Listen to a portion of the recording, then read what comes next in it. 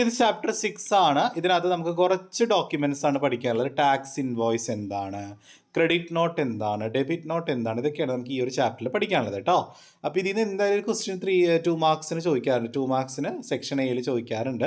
What is tax invoice എന്നൊക്കെ ചിലപ്പോൾ ചോദിക്കും. എന്താ ടാക്സ് ഇൻവോയ്സ് എന്ന് പറഞ്ഞാൽ it is a documentary evidence in support of a transaction entered into books of account for the purpose of recording revenue. അതായത് നമ്മളൊരു കടയിൽ പോയിട്ട് ഒരു സാധനം വാങ്ങുമ്പോൾ നമുക്ക് ബില്ല് കിട്ടാറില്ലേ, ടാക്സിൻ്റെ ബില്ല് കിട്ടാറില്ലേ, ഇല്ലേ? അതാണ് ടാക്സ് ഇൻവോയ്സ് പറഞ്ഞാൽ. അപ്പോൾ നമുക്ക് ആ ബില്ല് ഉപയോഗിച്ച് നമുക്ക് എന്ത് ചെയ്യാം, നമ്മുടെ ബിസിനസ്സിലെ ട്രാൻസാക്ഷൻസ് ഒക്കെ നമുക്ക് റെക്കോർഡ് ചെയ്യാം. അപ്പോൾ ബുക്സ് ഓഫ് അക്കൗണ്ട്സിനകത്ത് ഓരോ ഇടപാടുകളും എൻ്റർ ചെയ്യുമ്പോൾ നമ്മളെ സപ്പോർട്ട് ചെയ്യാനായിട്ടുള്ള ഒരു ഡോക്യുമെൻ്ററി എവിഡൻസ് ആണ് tax invoice. It is a commercial instrument issued by a supplier of goods. അല്ലേ, ഗുഡ്സും സർവീസും സപ്ലൈ ചെയ്യുന്നത് ആരാണോ, നമുക്ക് തരുന്നത് ആരാണോ, അവരാണ് റെസിപ്പിയൻറ്റിന് എന്ത് ചെയ്യുക, ഈ ഒരു ഇൻസ്ട്രുമെൻറ്റ് ഇഷ്യൂ ചെയ്യുക. റെസിപ്പിയൻ എന്ന് പറഞ്ഞാൽ ആരാ, വാങ്ങുന്ന ആൾ അല്ലേ. അപ്പോൾ പ്രൊഡക്റ്റ് വാങ്ങുന്ന ആൾ, അല്ലെങ്കിൽ സ്വീകരിക്കുന്ന ആളാണ് റെസിപ്പിയൻറ്റ്. അപ്പോൾ റെസിപ്പിയൻറ്റിന് ഗുഡ്സോ സർവീസസോ സപ്ലൈ ചെയ്യുന്ന ആൾ കൊടുക്കുന്ന, ഇഷ്യൂ ചെയ്യുന്ന ഒരു കൊമേഴ്ഷ്യൽ, വാണിജ്യപരമായിട്ടുള്ള ഒരു ഇൻസ്ട്രുമെൻ്റ് ആണ് ഈ ടാക്സ് ഇൻവോയ്സ്. മനസ്സിലായോ? ഇതിനകത്ത് എന്തൊക്കെ ഉണ്ടാവും? ഡിസ്ക്രൈബിങ് ദ ഐറ്റം സോൾഡ്, എന്ത് ഐറ്റം ആണോ വിറ്റത് അല്ലെങ്കിൽ സപ്ലൈ ചെയ്തത് എന്താണോ, സർവീസ് എന്താണോ സപ്ലൈ ചെയ്തത്, അതിൻ്റെ പ്രൈസ്, അതിൻ്റെ വില, ഡിസ്കൗണ്ട് കൊടുത്തിട്ടുണ്ടെങ്കിൽ അതിൻ്റെ ഡിസ്കൗണ്ട്, പേയ്മെൻറ്റ് എങ്ങനെയാണ്, ഡെലിവറി എങ്ങനെയാണ്, ഇങ്ങനെയുള്ള എല്ലാ കാര്യങ്ങളും നമ്മൾ ആ ഒരു ടാക്സ് ഇൻവോയ്സിൽ കാണിക്കും. ഈ ടാക്സ് ഇൻവോയ്സ് നമുക്ക് 2 രീതിയിൽ കൊടുക്കാം. നമ്മൾ മാനുവൽ ബില്ലായിട്ടും കൊടുക്കാം, ഇലക്ട്രോണിക്കലിയും കൊടുക്കാം, കമ്പ്യൂട്ടർ ബില്ലായിട്ടും കൊടുക്കാം, അല്ലാതെയും കൊടുക്കാം. മനസ്സിലായോ? അപ്പോൾ ടാക്സ് ഇൻവോയ്സ് നമുക്ക് എങ്ങനെ ഇഷ്യൂ ചെയ്യാം? മാനുവലായിട്ട് ഇഷ്യൂ ചെയ്യാം, ഇലക്ട്രോണിക്കലും ഇഷ്യൂ ചെയ്യാം. അപ്പോൾ ഇത്ര എഴുതിയാൽ നമുക്ക് 2 മാർക്ക് സുഖമായിട്ട് കിട്ടും കേട്ടോ. അപ്പോൾ എല്ലാവർക്കും ടാക്സ് ഇൻവോയ്സ് എന്താണെന്ന് മനസ്സിലായെങ്കിൽ റെസ്പോണ്ട് ചെയ്തേ.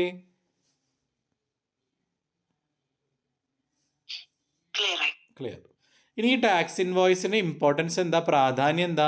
ഇറ്റ് ഈസ് എൻ എവിഡൻസ് ആണ് അല്ലേ. നമ്മളതിന് പേയ്മെൻറ്റ് കൊടുത്തു, ഗുഡ്സ് വാങ്ങിയപ്പോൾ അല്ലെങ്കിൽ സർവീസ് നമുക്ക് കിട്ടിയപ്പോൾ അതിന് പേയ്മെൻറ്റ് കൊടുത്തു എന്നതിനൊരു തെളിവാണ് എന്ത്, ഈ ടാക്സ് ഇൻവോയ്സ് അല്ലേ. അത് മാത്രമല്ല, it is an important document on the basis of which A tax credit is availed. നമ്മൾ അവസാനം ഇൻപുട്ട് ടാക്സ് ക്രെഡിറ്റ് വാങ്ങില്ലേ മക്കളെ, നമ്മൾ അടച്ച ടാക്സ് നമുക്ക് റീഫണ്ട് വാങ്ങണമെങ്കിൽ നമ്മുടെ കയ്യിൽ ബില്ല് ഉണ്ടായിരിക്കണം. നമ്മൾ അന്ന് ടാക്സ് അടച്ച ബില്ല് നമ്മുടെ കയ്യിൽ ഉണ്ടെങ്കിലേ നമുക്ക് എന്ത് ചെയ്യാൻ പറ്റുള്ളൂ, ഇൻപുട്ട് ടാക്സ് ക്രെഡിറ്റ് അവൈൽ ചെയ്യാൻ പറ്റുള്ളൂ. എന്താ ഇൻപുട്ട് ടാക്സ് ക്രെഡിറ്റ് എന്ന് പറഞ്ഞാൽ? നമ്മളിപ്പോൾ ഒരു പേന ഉണ്ടാക്കുന്ന കമ്പനിയാണെങ്കിൽ പേന ഉണ്ടാക്കണമെങ്കിൽ നമുക്ക് എന്ത് വേണം, മെറ്റീരിയൽ വേണം. അപ്പോൾ ഈ മെറ്റീരിയൽ വാങ്ങുമ്പോൾ നമ്മൾ ടാക്സ് അടക്കില്ലേ, മെറ്റീരിയൽ വാങ്ങുമ്പോൾ ടാക്സ് അടക്കില്ലേ. ആ ബില്ല് നമ്മൾ സൂക്ഷിച്ച് വെച്ചാലേ നമുക്ക് ആ മെറ്റീരിയൽ ഉപയോഗിച്ച് പേനയാക്കിയിട്ട് ഈ പേന നമ്മൾ കസ്റ്റമറിന് വിൽക്കില്ലേ. അപ്പോൾ കസ്റ്റമറുടെ കയ്യിൽ നമ്മൾ ടാക്സ് ഈടാക്കില്ലേ. ആ ടാക്സിൽ നിന്ന് നമ്മൾ അന്ന് മെറ്റീരിയൽ വാങ്ങിയപ്പോൾ അടച്ച ടാക്സ് നമുക്ക് എന്ത് ചെയ്യാം, ക്രെഡിറ്റ് ചെയ്യാം. മനസ്സിലായോ? അന്ന് അടച്ച ടാക്സ് നമുക്ക് എന്ത് ചെയ്യാം, ഇപ്പോൾ വിറ്റ് കിട്ടുന്ന പൈസയിൽ നിന്ന് കിട്ടിയ ടാക്സ് നമുക്ക് എടുത്തിട്ട് ബാക്കിയുള്ളത് ഗവൺമെൻറ്റിലേക്ക് അടച്ചാൽ മതി. അപ്പോൾ അങ്ങനെ അന്ന് ടാക്സ് അടച്ചു എന്നതിന് തെളിവ് വേണ്ടേ. അപ്പോൾ എന്ത് സൂക്ഷിച്ച് വെക്കണം, ആ ബില്ലാണ് ടാക്സ് ഇൻവോയ്സ്. അപ്പോൾ ടാക്സ് ഇൻവോയ്സ് എന്ന് പറഞ്ഞാൽ ഈ ടാക്സ് ക്രെഡിറ്റ് അവൈൽ ചെയ്യാനായിട്ടുള്ള ഒരു ഇമ്പോർട്ടൻറ്റ് ഡോക്യുമെൻ്റ് ആണ്. മനസ്സിലായോ? അതുപോലെ GST is chargeable at the time of supply. GST നമ്മൾ സപ്ലൈ സമയത്ത് ചാർജ് ചെയ്തിട്ടുണ്ട്. അതുപോലെ ടാക്സ് ഇൻവോയ്സ് എന്ന് പറയുന്ന ആ സമയത്ത് വളരെ ഇമ്പോർട്ടൻ്റ് ആയിട്ടുള്ള ഡോക്യുമെൻ്റ് തന്നെയാണ്. അത്രയും പറഞ്ഞാൽ മതി. ഈ ടൈം ലിമിറ്റ് ഉണ്ട് കേട്ടോ. ഈ ടാക്സ് ഇൻവോയ്സ് ഇഷ്യൂ ചെയ്യാനായിട്ടൊരു സമയപരിധിയൊക്കെ ഉണ്ട്. തോന്നിയ പോലെ ഒന്നല്ല നമ്മൾ ടാക്സ് ഇൻവോയ്സ് ഇഷ്യൂ ചെയ്യുക. അത് അത്ര ഇമ്പോർട്ടൻ്റ് അല്ല, അത് നോക്കണമെന്നില്ല. നിങ്ങൾ ഇനി നോക്കേണ്ടത് അതിൻ്റെ കണ്ടൻ്റ് ആണ്. അതായത് ടാക്സ് ഇൻവോയ്സിൽ നമ്മൾ എന്തൊക്കെയാണ് നമ്മൾ എഴുതി വെക്കുക. നിങ്ങൾക്ക് എല്ലാവർക്കും അറിയാം, നിങ്ങളെല്ലാവരും ബില്ല് കണ്ടിട്ടുള്ളത്, ഒരു സാധനം മേടിച്ചപ്പോൾ നിങ്ങൾക്ക് ബില്ല് കിട്ടിയിട്ടുള്ളതല്ലേ, നിങ്ങൾ കണ്ടിട്ടില്ലേ ബില്ല്, ടാക്സ് ഇൻവോയ്സ് കണ്ടിട്ടില്ലേ? അതിൽ എന്തൊക്കെ ഉണ്ടാവും? നെയിം ഉണ്ടാവും, അഡ്രസ് ഉണ്ടാവും, GST ഐഡന്റിഫിക്കേഷൻ നമ്പർ ഉണ്ടാവില്ലേ, അവരുടെ രജിസ്ട്രേഷൻ നമ്പർ ഉണ്ടാവും GSTയുടെ അല്ലേ. പിന്നെ ഒരു സീരിയൽ നമ്പർ ഉണ്ടാവില്ല, എല്ലാ ബില്ലിൻ്റെ മുകളിൽ 1 2 3 4 എന്ന് പറഞ്ഞ സീരിയൽ നമ്പർ ഉണ്ടാവും. ഡേറ്റ് ഓഫ് ഇഷ്യൂ, എന്നാണോ ഇഷ്യൂ ചെയ്തത് ആ ഡേറ്റ്, എന്നാണോ ബില്ല് കൊടുത്തത് ആ ഡേറ്റ് ഉണ്ടാവും. പിന്നെ name and address of recipient ഉണ്ടാവില്ലേ, വാങ്ങുന്ന ആരാണോ സ്വീകരിക്കുന്ന ഗുഡ്സ് വാങ്ങുന്ന ആളുടെ പേരും അഡ്രസ്സ് ഉണ്ടാവും അല്ലേ, ഉണ്ടാവില്ലേ? പിന്നെ HSN കോഡ്. എന്താ HSN കോഡ് എന്ന് പറഞ്ഞ ഫുൾ ഫോം പറഞ്ഞ ആർക്കെങ്കിലും ഓർമ്മയുണ്ടോ? HSN കോഡ് എന്താന്ന് ആർക്കും ഓർമ്മയില്ലേ? HSN code harmonised system of nomenclature. Harmonised system of nomenclature. അതായത് ഓരോ ഗുഡ്സിനെ തിരിച്ചറിയാൻ വേണ്ടി അവർക്ക് കൊടുത്തിട്ടുള്ളൊരു കോഡ് അല്ലേ, ഒരു നമ്പറാണ് HSN കോഡ്. അപ്പോൾ ഇവിടെ നമുക്ക് നമ്മൾ കൊടുത്ത ഗുഡിൻ്റെ HSN കോഡ് ഉണ്ടാവും, ഡിസ്ക്രിപ്ഷൻ ഉണ്ടാവും, ആ സാധനം എത്ര അളവിലാണ് കൊടുത്തത്, എത്ര ക്വാണ്ടിറ്റിയിലാണ്, എത്ര വാല്യൂ ആണ്, എത്ര എമൗണ്ട് ഓഫ് ടാക്സ് ആണ് അടച്ചത്, പ്ലേസ് ഓഫ് സപ്ലൈ ഏത് സ്ഥലത്ത് വെച്ചാണ് കൊടുത്തത്, അഡ്രസ്സ്, ഡെലിവറി ചെയ്യേണ്ട അഡ്രസ്സ്, സിഗ്നേച്ചർ, ഇതൊക്കെ ഇതിനകത്ത് ഉണ്ടാവും, ആ ടാക്സ് ഇൻവോയ്സിനകത്ത് ഉണ്ടാവും. ക്ലിയർ ആയോ ടാക്സ് ഇൻവോയ്സ് എല്ലാവർക്കും?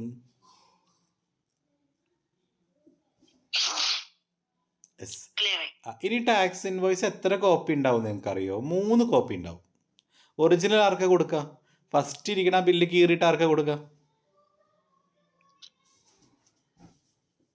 പറയ്. ഫസ്റ്റ് ഒറിജിനൽ ബില്ല് ആർക്കാ കൊടുക്കുക സാധാരണ? ഗുഡ്സ് വാങ്ങിയ ആൾക്കാർ, റെസിപ്പിയൻ്റ് അല്ലേ, ഗുഡ്സ് സ്വീകരിച്ച ആൾ റെസിപ്പിയൻ്റിനാണ് ഒറിജിനൽ ബില്ല് കൊടുക്കുക.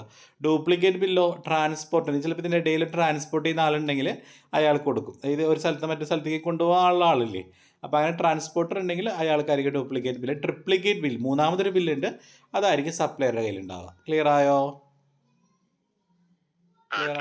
പക്ഷെ സർവീസിൻ്റെ കേസ് ആണെങ്കിൽ ആകെ ഒറിജിനൽ റെസിപ്പിയന്റിന് ഡ്യൂപ്ലിക്കേറ്റ് സപ്ലയർ, അവിടെ ആരും ആവശ്യമില്ല, ട്രാൻസ്പോർട്ടർ ആവശ്യമുണ്ട്. സർവീസ് കൊടുക്കുമ്പോൾ വേണോ?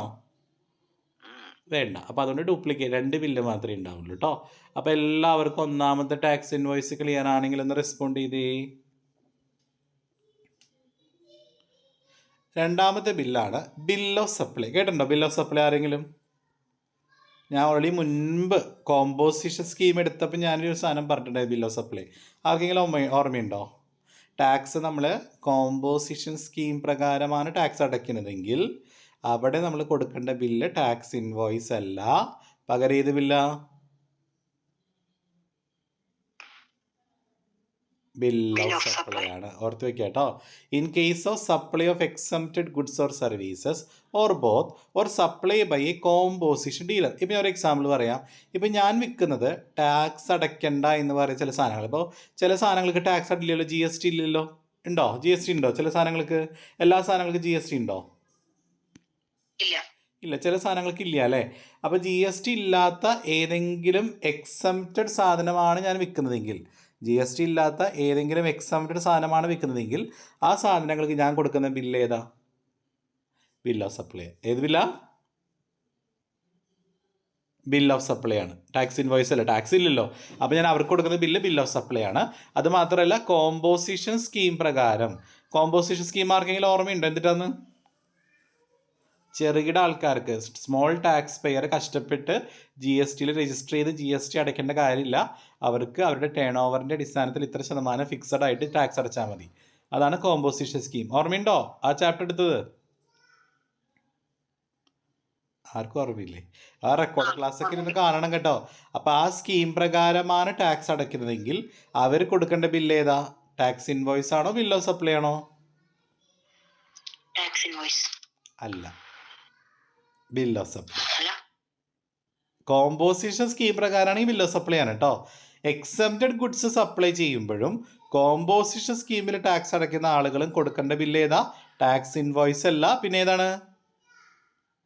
Bill of supply. മറന്നു പോകരുത് കേട്ടോ. ടാക്സ് ഇൻവോയ്സ് GST പ്രകാരം ടാക്സ് അടയ്ക്കും. GST രജിസ്റ്റർ ചെയ്ത ആൾക്കാർ GSTയുടെ അണ്ടറിൽ വരുന്ന ഗുഡ്സുകളൊക്കെ വിൽക്കുമ്പോഴാണ് ടാക്സ് ഇൻവോയ്സ് അപ്ലൈ ചെയ്യുക. മിക്കവാറും ഒരു 90% കടക്കാരും ടാക്സ് ഇൻവോയ്സ് ആണ് കൊടുക്കുക. ബിൽ ഓഫ് സപ്ലൈ എന്ന് പറഞ്ഞാൽ GST ഇല്ലാത്ത സാധനങ്ങൾ വിൽക്കുമ്പോഴും കോമ്പോസിഷൻ സ്കീമിൽ ടാക്സ് അടയ്ക്കുന്ന ആളുകളും കൊടുക്കേണ്ട ബില്ലാണ് ബിൽ ഓഫ് സപ്ലൈ കേട്ടോ. എല്ലാവർക്കും ഓക്കെ ആണോ? സെറ്റായോ അലക്സേ? ഓക്കെ. അപ്പോൾ ബിൽ ഓഫ് സപ്ലൈയുടെ കണ്ടന്റ് ഏതൊക്കെയാ? സെയിം തന്നെ, നെയിം, അഡ്രസ്സ്, HSN കോഡ്. നമ്മൾ നേരത്തെ പറഞ്ഞില്ലേ, ടാക്സ് ഇൻവോയ്സിൻ്റെ അതേ കണ്ടന്റുകൾ തന്നെയാണ് ബിൽ ഓഫ് സപ്ലൈ ഉണ്ടാവുക. Date of issue, place of issue, delivery അതെല്ലാം ഇതിനകത്ത് ഉണ്ടാവും. ടാക്സ് ഇൻവോയ്സിൽ കൊടുത്തിട്ടുള്ള എല്ലാ സാധനങ്ങളും ഇവിടെ ഉണ്ടാവും. ക്ലിയർ അല്ലേ? അടുത്ത മൂന്നാമത്തെ ഒരു ബില്ലാണ് ഡെലിവറി ചലാൻ. കേട്ടിട്ടുണ്ടോ? ഡെലിവറി ചലാൻ കേട്ടിട്ടുണ്ടോ?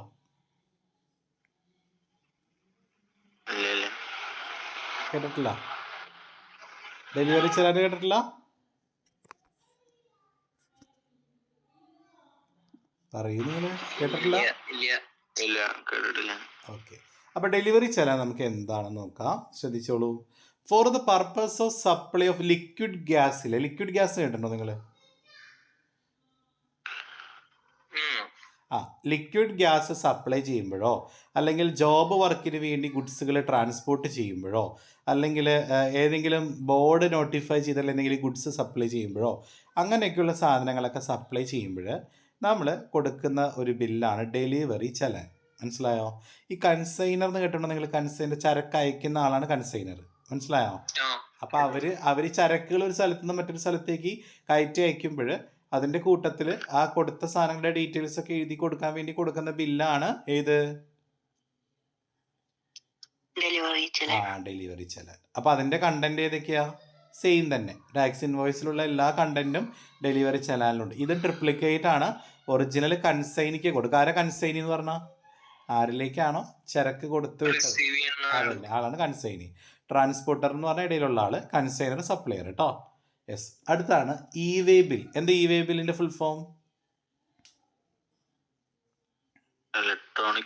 അതായത് ഇ വേ ബിൽ ഉദ്ദേശിക്കുന്നത് എന്താ അറിയോ? It is to be generated by the registered person or transporters who cause movement of goods or consignment before the commencement of such movement. E-way bill will be generated when there is movement of goods of value more than 50,000.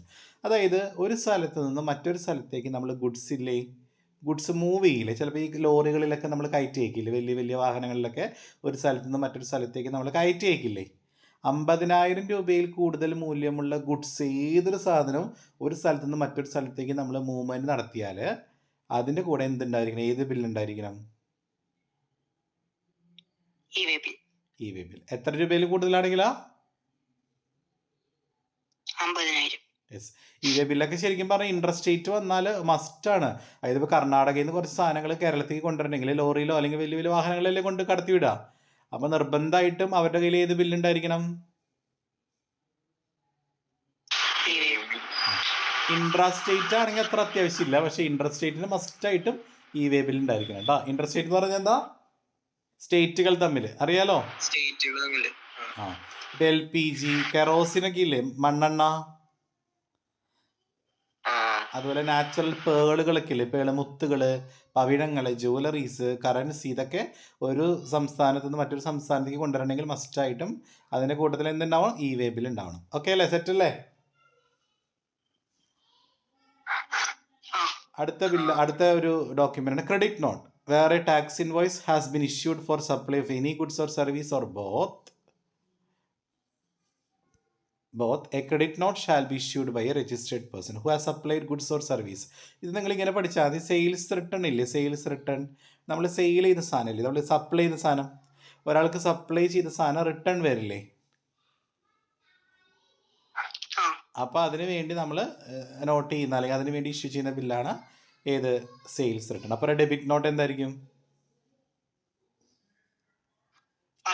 Purchase return. ഓർത്ത് വെച്ചോട്ടോ. Recipient വാങ്ങിയ റെസിപ്പിയിൽ തിരിച്ച് സപ്ലയറിന് എന്തെങ്കിലും പൈസ കൊടുക്കാനുണ്ടെങ്കിൽ അതിന് വേണ്ടി generate ചെയ്യുന്ന ബില്ലാണ് debit not. Credit note എന്ന് പറഞ്ഞാൽ സെയിൽസ് റിട്ടേൺ ആണ് കേട്ടോ. അതായത് സെയിൽ ചെയ്ത സാധനം ഇല്ലേ? നമ്മൾ വിറ്റ സാധനം അയാൾ തിരിച്ച് കൊണ്ടുവരുമ്പോൾ